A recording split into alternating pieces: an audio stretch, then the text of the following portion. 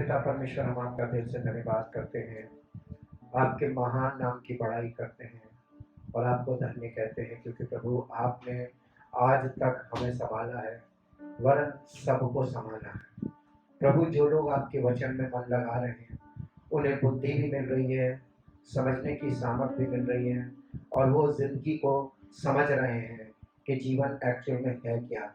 हम अपने जीवन को अपनी मर्जी में चलकर नष्ट करते हैं और कुछ नहीं, अपनी मन की अभिलाषाओं में फंसकर अपने जीवन को विनाश की ओर ले जाते हैं और कुछ नहीं करते। लेकिन आपके वचन में जब हम जाते हैं तो हमें जीवन की बातें मिलती हैं और बुद्धि की बातें मिलती हैं, समझ मिलती है, जिससे हमारा जीवन फिर से संयमित होता है और प्रभु हम रिश्तों में संगठित होते हैं, ताकि हम सबका जीवन आपकी महिमा का कारण बने, जो आप भी चाहते हैं प्रभु।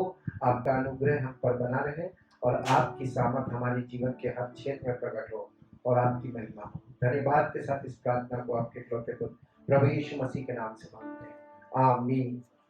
सबको जय मसीह की। परमेश्वर का धन्यवाद करते हैं, क्योंकि परमेश्वर हमारे और आपके जीवन में अद्भुत कार्य कर रहा है और अभी तो शुरुआत है। जब जैसे जैसे आप परमेश्वर में मन लगाते जाएंगे और परमेश्वर के वचन में मन लगाते जाएंगे, परमेश्वर की बातों में आगे बढ़ते जाएंगे और आपका जीवन उसकी महिमा से परिपूर्ण होता जाएगा, उसकी सामर्थ्य से परिपूर्ण होता जाएगा। और जब आप उसकी इच्छा के अनुसार जिएंगे, तब आपको जीवन का आनंद मिलेगा, जीवन की में सफलता का अनुभव मिलेगा और आपके जीवन से परमेश्वर की महिमा प्रकट होगी। आज मैं आपके सामने काइंड ऑफ लाइफ पार्ट 6 में परमेश्वर के वचन से जीवन हमारा कैसा होना चाहिए और हमारा जीवन अभी कैसा है, इस बात को रखेंगे। पार्ट 6 में हम आपके साथ शेयर करेंगे पैटर्न ऑफ लाइफ, इसका फिजिकल पार्ट के अभी हमारा जीवन कैसा है। हम शारीरिक तौर पर जब जीवन जीते हैं, वो जीवन में क्या समस्याएं आती हैं और उसका प्रभाव हमारे जीवन पर क्या पड़ता है। और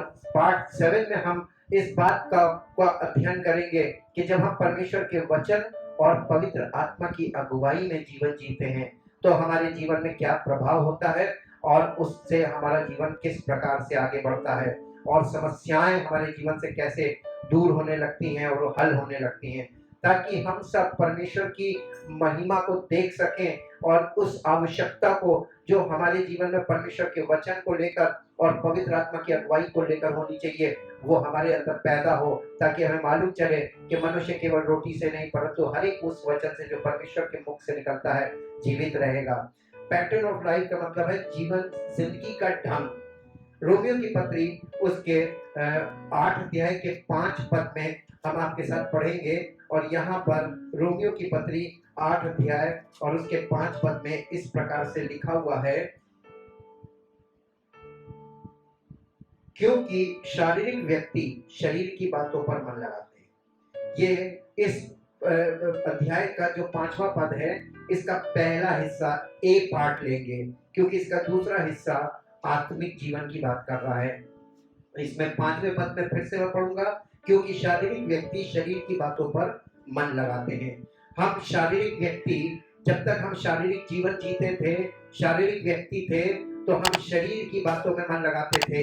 ये शरीर की बातों में हमारा मन क्यों लगता है और हमारा मन परमेश्वर की आत्मा में क्यों नहीं लगता और आत्मा की बातों में क्यों नहीं लगता, उसका रीजन है कि जब हमारा जीने का ढंग शारीरिक होता है, तो हमारा जो माइंड है वो शारीरिक रूप से एक्टिवेटेड रहता है, जिसको हम माइंड सेट बोल सकते हैं। हमारा माइंड सेट शारीरिक माइंड सेट होता है और हमारे जब माइंड सेट जो है वो शारीरिक बातों में सेट हो जाता है, यानी शारीरिक बातों पे हमारा माइंड फिक्स हो जाता है, फोकस हो जाता है, तो हमारे जीवन में केवल और केवल शरीर की इच्छाएं और शरीर की अभिलाषाएं और शारीरिक चीजें हावी हो जाती हैं हमारे माइंड पर, और इसलिए हम उन चीजों का पीछा करने लगते हैं जो केवल शारीरिक है और जो क्या कहते हैं, शारीरिक चीजों के पीछे भागने लगते हैं, शारीरिक बातों में लग जाते हैं,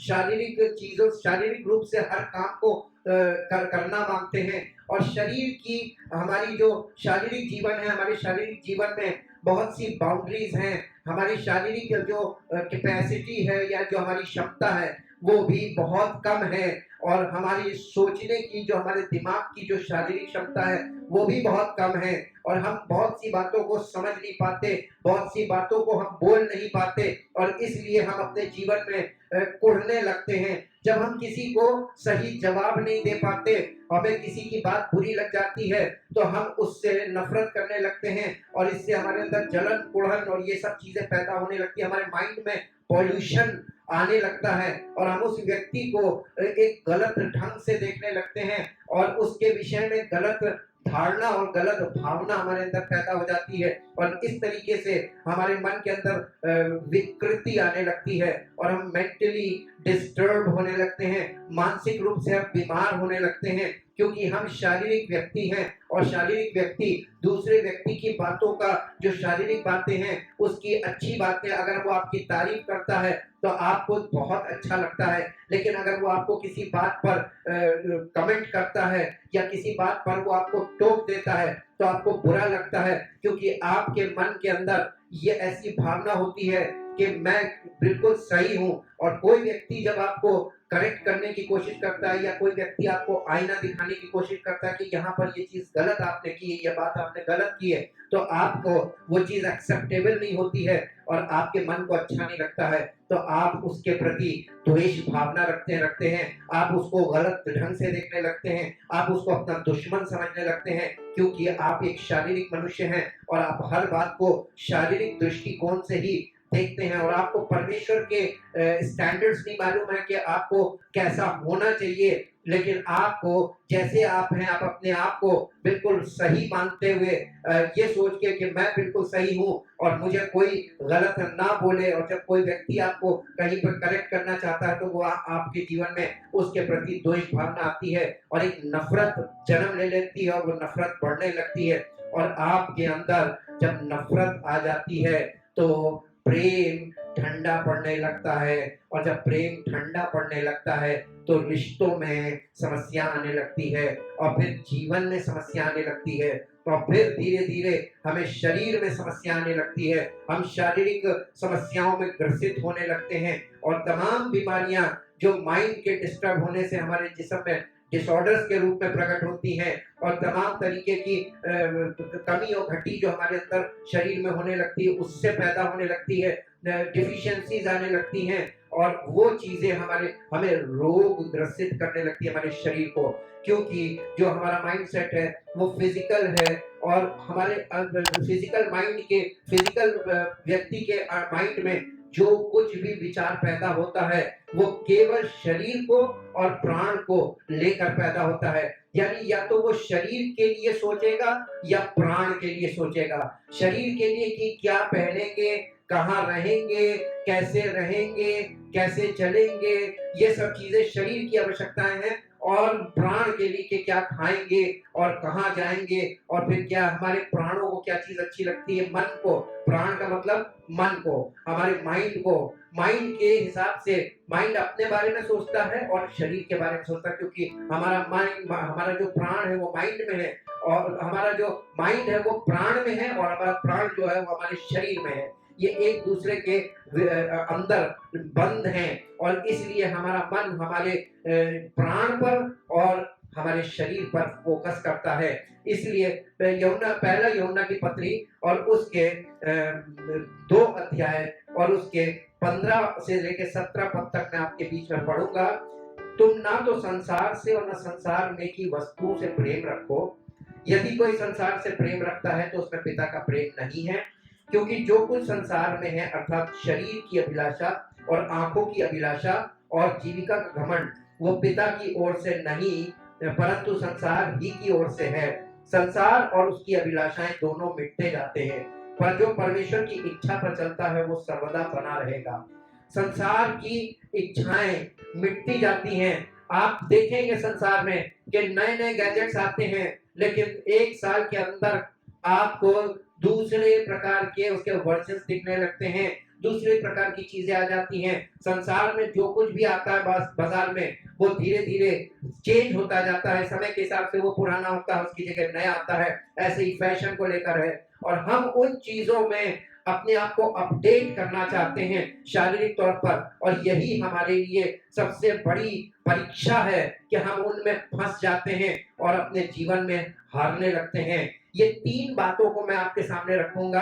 पहली बात है, जो मैं इंग्लिश बाइबल से, एम्प्लीफाइड बाइबल से आपके बीच में पढ़ूंगा, पहला यूहन्ना की पत्री, उसका 2 अध्याय और उसका 15 से लेकर 17 पद तक इंग्लिश एम्प्लीफाइड में यहाँ पर इस प्रकार से लिखा हुआ है, 15 से लेकर 17। Do not love or cherish the world or the things that are in the world. If anyone loves the world, love for the Father is not in him.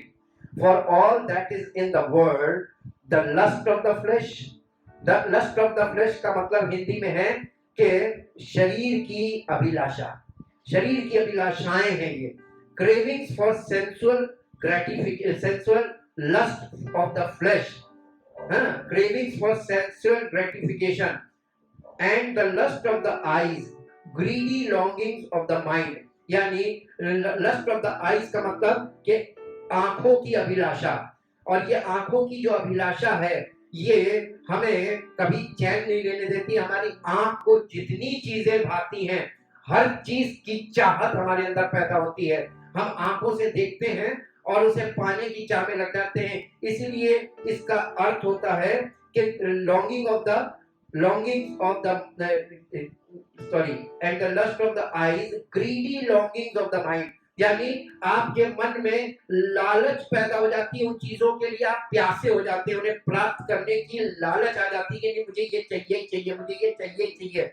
और आप देखिए, आप फिजिकल लाइफ में देखेंगे कि जैसे ही कोई नई चीज लॉन्च होती है, लोगों के अंदर इस चीज की होड़ लग जाती है कि ये चीज मुझे तुरंत चाहिए, ये चीज मुझे तुरंत चाहिए, और उसके पीछे दीवाने हो जाते हैं उसे प्राप्त करने के लिए। हालांकि कुछ समय बाद उससे जी भर जाता है और फिर वो उनके लिए पहले जैसी नहीं रहती है। लेकिन लस्ट ऑफ द आई यानी greedy longings of the mind, आपके मन में लालच का अभ्यास होता है, आंखों से हर चीज जो दिखाई दे रही है वो प्राप्त होनी है।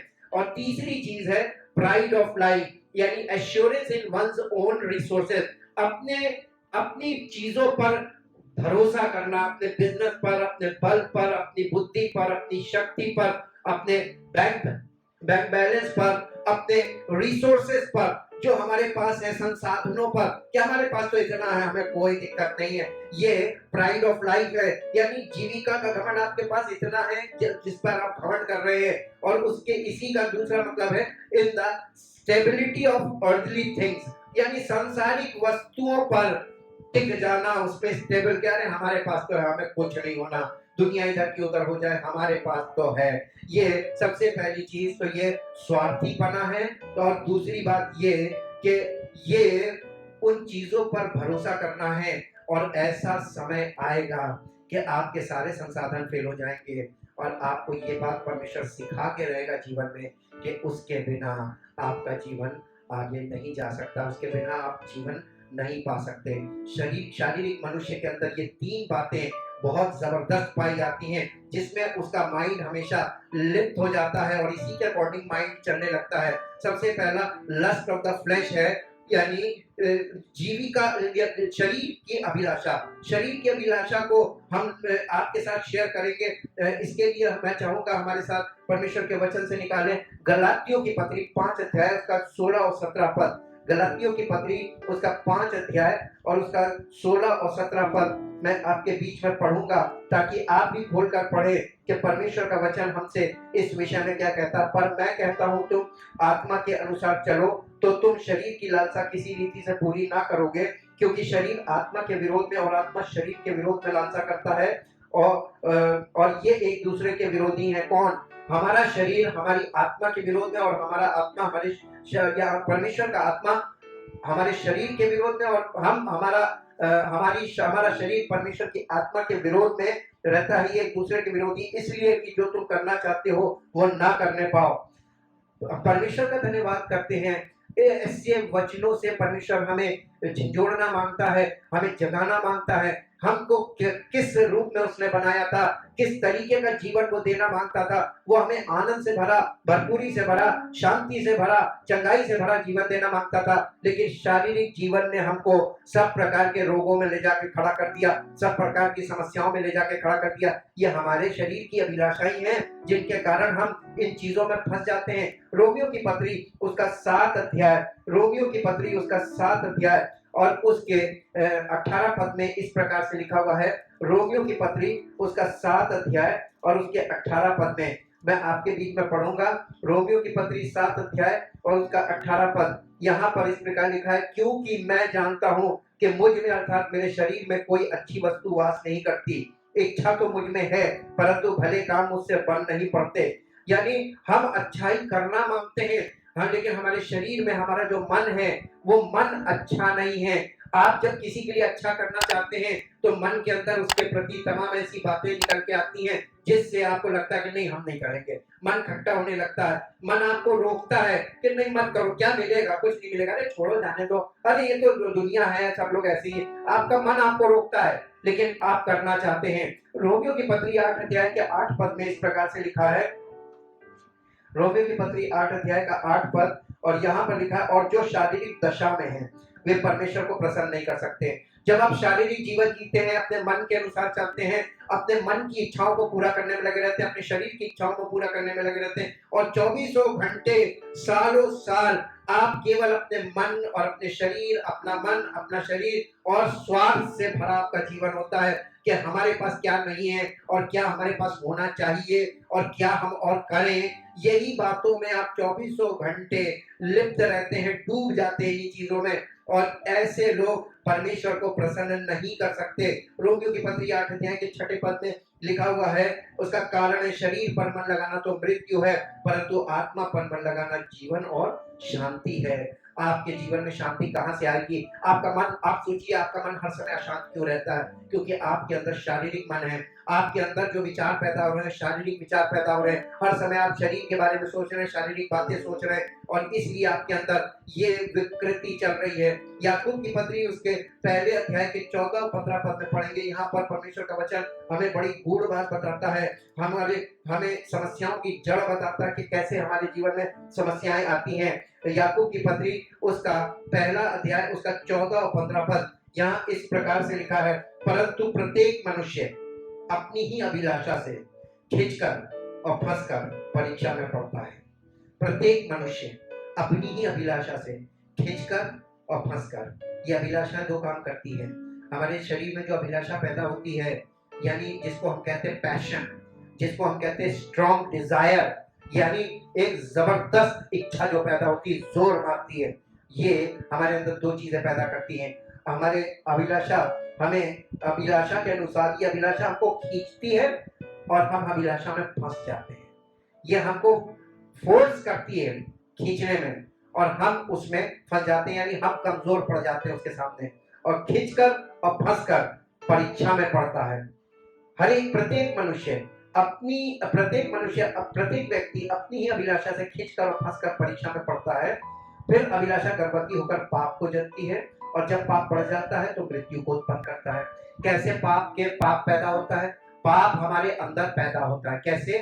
अभिलाषा हमको इतना खींचती है। जब आप कोई चीज प्राप्त करने की कोशिश करते हैं और जब आपके पास उसकी बराबर क्षमता नहीं होती प्राप्त करने की, मान लीजिए आपको कोई चीज खरीदनी है और आपके पास पूरे पैसे नहीं है तो आप उसमें दंड फंद करके उस चीज को प्राप्त करना चाहते हैं। तो इस तरीके से आप गलत तरीके से वो चीजें प्राप्त करते हैं शारीरिक तौर पर और आप पाप में फंस जाते हैं। गलातियों की पत्री 6 अध्याय और उसका 8 पद हम देखेंगे। यहाँ पर परमेश्वर का वचन हमें किस बात के लिए आगाह कर रहा है। गलातियों की पत्री 6 अध्याय का 8 पद यहाँ पर इस प्रकार से लिखा हुआ है कि गलातियों की पत्री 6 अध्याय और उसका 8 पद यहाँ पर लिखा हुआ है, क्योंकि जो अपने शरीर के लिए बोता है वो शरीर के द्वारा विनाश की कटनी काटेगा और जो आत्मा के लिए बोता है वो आत्मा के द्वारा अनंत जीवन की कटनी काटेगा। हमारे और आपके सामने दो ही फसलें हैं, एक शरीर की और एक आत्मा की। हमारे सामने दो ही टारगेट्स हैं, एक शरीर और एक आत्मा। आप कौन सी कटनी काटना चाहते हैं? वही जीवन आप जिए और आपको उसी का प्रतिफल मिलेगा। और जो व्यक्ति शरीर के अनुसार होता है, यानी शारीरिक जीवन में चल रहा है और शारीरिक जीवन में ही अपने शरीर को समाप्त करता है, वो विनाश की कटनी काटेगा, उसको कुछ नहीं मिलेगा, क्योंकि परमेश्वर उसको बिल्कुल भी नहीं देखेगा उसकी तरफ। दूसरा है लस्ट ऑफ द आई, आंखों की अभिलाषा। और अभिलाषा एक ऐसी चीज है जो कभी तृप्त नहीं होती, यानी ये असंतुष्टि है एक प्रकार की, जो शरीर में हमारे है और हमारे माइंड से काम करती है। नीति वचन की पुस्तक उसका 6 अध्याय का 25 पद देखेंगे। नीति वचन की पुस्तक उसका 6 अध्याय और उसका 25 पद यहाँ इस प्रकार से लिखा हुआ है। नीति वचन उसका 6 अध्याय और उसका 25 पद, उसकी सुंदरता देखकर अपने मन में उसकी अभिलाषा ना कर, वो तुझे अपने कटाक्ष में फंसाने ना पाए। यानी स्त्री को हम लोग ये आंखों की अभिलाषा सबसे ज्यादा गलत गंदी अभिलाषा है। और ये गंदी नजर हमारे अंदर, हमारे माइंड में गंदगी होती है, और जब हम किसी चीज को देखते हैं तो हमारे माइंड में उसके प्रति जो विचार आते हैं वो विचार परमेश्वर नोट कर लेता है और वही विचार पाप माने जाते हैं। जब आप किसी को गलत दृष्टिकोण से देखते हैं, जब आप किसी स्त्री को गंदी नजर डालते हैं, तो वो आपने बिना कुछ किए, बिना उसको छुए पाप कर लिया।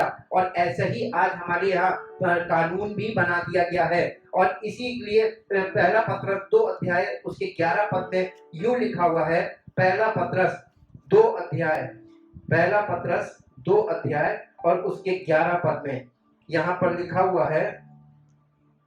पहला पत्रस 2 अध्याय और उसके 11 पद में लिखा है, हे प्रियो, मैं तुमसे विनती करता हूं कि तुम अपने आप को परदेशी और यात्री जानकर उन सांसारिक अभिलाषाओं से जो आत्मा से युद्ध करती है बचे रहो। हमें इन सांसारिक अभिलाषाओं से, जो हमारी परमेश्वर की आत्मा हमको क्यों दी गई है, कि ये सांसारिक अभिलाषाओं से हमारी आत्मा हार जाती है, क्योंकि हमारी आत्मा बिल्कुल निर्बल अवस्था में है। हमारी आत्मा उनसे लड़ ही नहीं सकती, शरीर बलवान है और आत्मा बिल्कुल निर्बल। इसीलिए परमेश्वर ने हमें पवित्र आत्मा दिया ताकि वो हमारी आत्मा को बल दे और हमारी आत्मा के को इतना जोरावर बना दे कि हम शरीर की अभिलाषाओं को रोकने वाले बन जाएं। यही तो सिद्धि है। याकूब की पत्री उसके पहले अध्याय के 14वें पद में इसीलिए लिखा हुआ है कि प्रत्येक व्यक्ति अपनी अभिलाषा के द्वारा खींचकर और फंसकर परीक्षा में पड़ता है। ये अभिलाषा जो है आपको खींचती है और पवित्र आत्मा आपको परमेश्वर के वचन के द्वारा बल देता है कि तुम इसकी तरफ मत पढ़ना, इसकी तरफ मत देखना, इसकी बात पर ध्यान मत दो। आपके माइंड को घुमाने का काम करता है ताकि हमारा और आपका माइंड परमेश्वर की ओर लगे और हम उन चीजों से बच जाएं। पहला थिस्सलुनीकियों 4 अध्याय का 3 से 5 पद तक पढ़ेंगे।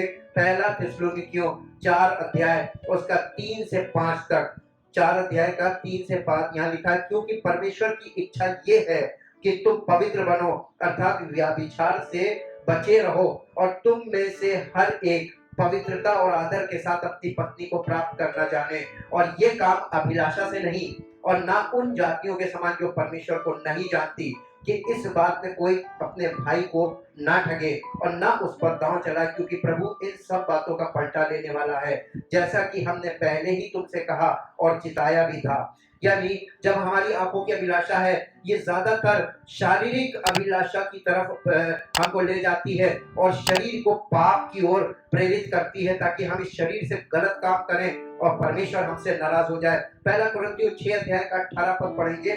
पहला कुरिन्थियों 6 अध्याय और उसका 18 पद यहाँ पर इस प्रकार से लिखा हुआ है।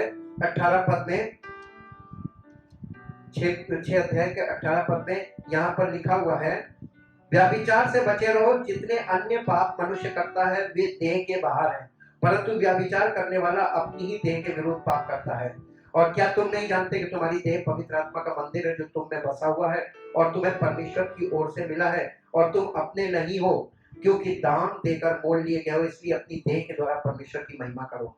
हम इस देह के साथ इसको कैसे इस्तेमाल कर रहे हैं? हम अपने मन से इसको अगर इस्तेमाल करेंगे तो हम इस देह से हमेशा पाप ही करेंगे, क्योंकि हमारा देह पाप करने के लिए आती है, उसके अंदर वो स्वभाव पाया जाता है। लेकिन पवित्र आत्मा हमें इसलिए दिया गया क्योंकि पवित्र आत्मा परमेश्वर का स्वभाव लेकर हमारे जीवन में आया है और वो हमें परमेश्वर के स्वभाव की ओर मोड़ने का काम करता है। रोमियो की पत्री 13 अध्याय का 14 पद, रोमियो की पत्री 13 अध्याय उसका 14 पद यहाँ पर इस प्रकार से लिखा हुआ है। 13 अध्याय के 14 पद में, 13 अध्याय और उसका 14 पद यहाँ पर इस प्रकार से लिखा हुआ है, वरन प्रभु यीशु मसीह को पहन लो और शरीर की अभिलाषाओं को पूरा करने का उपाय ना करो। एक ही उपाय है, प्रभु यीशु मसीह को पहन लो और अपने शरीर की अभिलाषाओं को पूरा करने का उपाय ना करो। इफिसियों की पत्री 4:22 यहाँ पर शरीर की अभिलाषाओं के बारे में ऐसा लिखा हुआ है। इफिसियों की पत्री उसका 4 अध्याय, इफिसियों 4 अध्याय उसका 22 पद कि तुम पिछले चाल चलन के पुराने मनुष्यत्व को जो भरमाने वाली अभिलाषाओं के अनुसार भ्रष्ट होता जाता उतार डालो। यानी जो शारीरिक बातें हमारे अंदर पाई जाती थी, परमेश्वर का वचन जब हम सुनने लगते हैं और उसे ग्रहण करने लगते हैं और पवित्र आत्मा की आज्ञा मानने लगते हैं, तो हमारे अंदर से जो पुराना मनुष्य यानी हमारा जो पुराना माइंडसेट है, वो सोच, वो हमें निकालते जाना चाहिए कि हर पड़ाव पे हम इस चीज को छोड़ेंगे, हम अब ये नहीं करेंगे। बार बार जब आप वचन को सुने तो अपने अंदर ये चीज की ये हम नहीं करेंगे। पवित्र आत्मा आपको ना करने की सामर्थ देगा कि हाँ तुम इस चीज को डिनाय कर रहे हो, इसलिए तुम इस चीज में फंसोगे नहीं, मैं तुम्हारे सामर्थ दूंगा और तुम्हारी मदद करूंगा। यशायाह नबी की पुस्तक। अब तीसरे पॉइंट पे आते हैं, प्राइड ऑफ लाइफ, जीविका का घमंड, अपने रिसोर्सेज पर घमंड करना, अपने रिसोर्सेज पर इतना ज्यादा घमंड करना कि हमारे पास बहुतायत से है, तब आप क्या करते हैं, दूसरों के सामने घमंड करते हैं कि नहीं तुम्हारे पास नहीं, मेरे पास तो है। ये परमेश्वर को पसंद नहीं है। 23 अध्याय के 9 पद में, यशायाह नबी की पुस्तक 23 अध्याय के 9 पद में ऐसा लिखा हुआ है, 23 अध्याय और उसका 9 पद यहाँ पर इस प्रकार से लिखा हुआ है, सेनाओं के यहोवा ही ने ऐसी युक्ति की है कि समस्त गौरव के घमंड को तुच्छ कर दे और पृथ्वी के प्रतिष्ठों का अपमान करवाए। परमेश्वर ऐसे लोगों को जो अपने आप में संपूर्ण अपने आप को समझते हैं, सेल्फ सफिशिएंट समझते हैं, ऐसे लोगों को परमेश्वर बहुत भयानक परिस्थिति में ले जाकर खड़ा करता है, केवल ये सिखाने के लिए कि उसके बिना आप कुछ भी नहीं है। इससे पहले कि आपको उस भयानक स्थिति का सामना करना पड़े, परमेश्वर आपको प्रैक्टिकली ले जाके वहां पर खड़ा कर दे और फंसा दे, इससे पहले आप परमेश्वर के वचन के अनुसार शुरू से ऐसे जीवन को जिए जिससे आपके जीवन में ऐसी परिस्थिति आने ही ना पाए। याकूब की पत्री उसके 4 अध्याय और उसके 6 पद को पढ़ेंगे। याकूब की पत्री के 4 अध्याय के 6 पद को यहाँ पर इस प्रकार लिखा है, वो तो और भी अनुग्रह देता है, इस कारण ये लिखा है, परमेश्वर अभिमानियों का विरोध करता है पर तीनों पर अनुग्रह करता है। और इसी के 10वें पद में लिखा है, 4 अध्याय के 10वें पद में, याकूब 4 अध्याय के 10वें पद में, प्रभु के सामने दीन बनो तो वो तुम्हें शिरोमणि बनाएगा। शिरोमणि बनने की इच्छा सब में है, लेकिन इसे बनने के लिए आप लोगों के साथ बुरा व्यवहार करते हैं, तमाम तरीके के गलत काम करते हैं ताकि आप ऊंचे हो जाएं, शिरोमणि बन जाएं। लेकिन प्रभु कहता है कि प्रभु का वचन कहता है कि प्रभु के सामने दीन बनो, यानी पर प्रभु की आत्मा है, प्रभु की आत्मा के सामने दीन बनो तो प्रभु का आत्मा तुम्हें शिरोमणि बना देगा।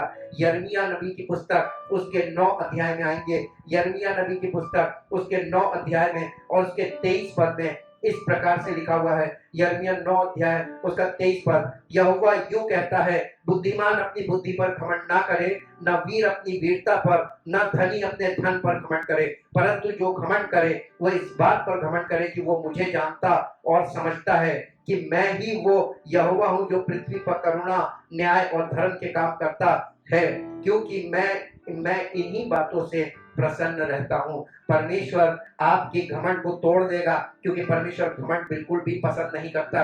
फिलिपियों की पत्री 2 अध्याय और उसके 3 पद में इस प्रकार से लिखा हुआ है, फिलिपियों की पत्री 2 अध्याय, फिलिपियों 2 अध्याय और उसके 2 अध्याय के 3 पद में ऐसा लिखा हुआ है, विरोध या झूठी बड़ाई के लिए कुछ ना करो, पर दीनता से एक दूसरे को अपने से अच्छा समझो। यानी अपने आप को बेस्ट मत मानो, तुमसे भी अच्छा कोई हो सकता है, ऐसा मान के चलो। जब आप ऐसा मानेंगे तो आपको लोगों से अच्छी अच्छी चीजें, अच्छी अच्छी बातें सीखने को मिलेंगी और आपके अंदर का घमंड भी नहीं होगा और लोगों से रिलेशन भी अच्छे होंगे और हर एक व्यक्ति से आपको कुछ ना कुछ सीखने को मिलेगा, समझने को मिलेगा, ताकि आप उन्नति में आगे बढ़ सकें। नीति वचन की पुस्तक 8 अध्याय के 13 पद को पढ़ेंगे, ये आखिरी वर्ष होगी। यहाँ पर लिखा हुआ, यहोवा का भय मानना, बुराई से बैर रखना है, घमंड, अहंकार और बुरी चाल से और उलट फेर की बात से भी मैं बैर रखती हूँ। यानी परमेश्वर का आत्मा इन सब बातों से बैर रखता है, घमंड, अहंकार और बुरी चाल से और उलट फेर की बात से परमेश्वर का आत्मा बैर रखता है। इसलिए परमेश्वर का भय मानना बुराई से बैर रखना है। आपके जीवन में परमेश्वर का भय आप मानते हैं, ये बात साबित कैसे होती है? जब आप बुराई से बैर रखने लगते हैं, जब आप बुराई से अपने आप को अलग करने लगते हैं, जब आप बुराई के लिए मना करने लगते हैं और अपने आप को उसमें से अलग करते हैं। लोग आपको कितना भी चिढ़ाएं, कितना भी टीज करें, कितना भी आपको प्रेरित करें, कितना भी आपको मुहावरे सुनाएं, अरे दाल में नमक सुलगाते हैं, आप दाल में नमक उनका सुन लीजिएगा, लेकिन आप उस चीज को एक्सेप्ट कभी मत कीजिएगा, क्योंकि परमेश्वर आपको शुद्ध चीजें खिलाना पसंद करता है, दाल में नमक नहीं खिलाता, बल्कि परमेश्वर आपको बैलेंस्ड फूड खिलाना मांगता है। नमक क्या, उसमें हर चीज बैलेंस होनी चाहिए। खाली नमक की बात करते हैं, लोगों के बोलने के अपने ढंग है, लोगों के समझाने के अपने ढंग है। जो गलत करता है वो गलत बातों के लिए प्रेरित भी करता है और गलत बातों में खींचने की कोशिश भी करता है। वो आपको उन चीजों में प्रेरित करके ले जाएगा जिसमें संसार के सब लोग जाके फंस गए हैं, लेकिन उनका जीवन, आज उनकी मानसिकता देख लीजिए, उनकी शारीरिक हालत देख लीजिए, ऐसा कोई परिवार, ऐसा कोई घर और ऐसा कोई व्यक्ति नहीं मिलेगा आपको जो बीमारियों से और समस्याओं से ग्रसित ना हो और उलझनों से, परेशानियों से ग्रसित ना हो। आज संसार में नशे का बढ़ने का कारण यह है कि मैक्सिमम लोग मानसिक रूप से पीड़ित हैं और मानसिक रूप से विकृत हैं। उनके पास सहन शक्ति बिल्कुल नहीं रही, उनके पास नींद ना आना ये डिसऑर्डर है। और इसलिए क्योंकि लोग आज समस्याओं से उनका माइंड ग्रसित रहता है, हर समय विचार चलते रहते हैं, शारीरिक तौर पर हर आदमी तो रात को नींद आ जाए इसके लिए नशा करना, और नशे का फिर दुष्प्रभाव भी उनको सहना पड़ेगा और शरीर में समस्याएं बढ़ने लगेंगी और आपको नींद तो आ जाएगी, लेकिन उसके साथ साथ वो नशा करने के कारण आपके शरीर में और भी समस्याएं पैदा हो जाएंगी। आज लोग यही तो कर रहे हैं, एक समस्या को दूर करने के लिए 10 समस्याओं को पाल रहे हैं, एक समस्या को मिटाने के लिए 10 समस्याओं को निमंत्रण दे रहे हैं। आज ऐसा जीवन हो गया है, कब तक ऐसा चलेगा?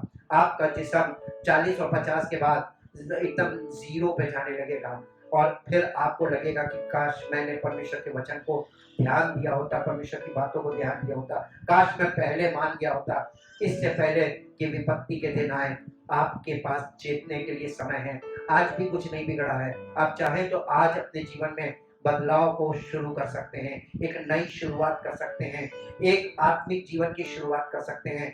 और इसके बाद वाले पार्ट में मैं आपको बताऊंगा आत्मिक जीवन जीने का ढंग क्या है और उसका प्रभाव आपके जीवन में क्या होगा, उससे आपके जीवन में क्या अंतर आएगा, ताकि आपका जीवन परमेश्वर की महिमा के लिए तैयार हो और आप वो आनंद प्राप्त करें जो परमेश्वर के आपके जीवन में देना चाहता है। परमेश्वर आपको आशीष दे।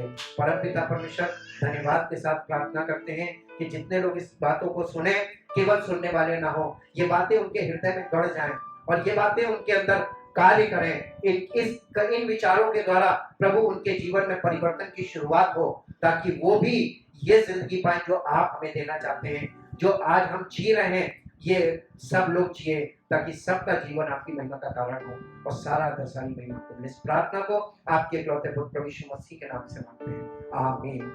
जय मसीह की।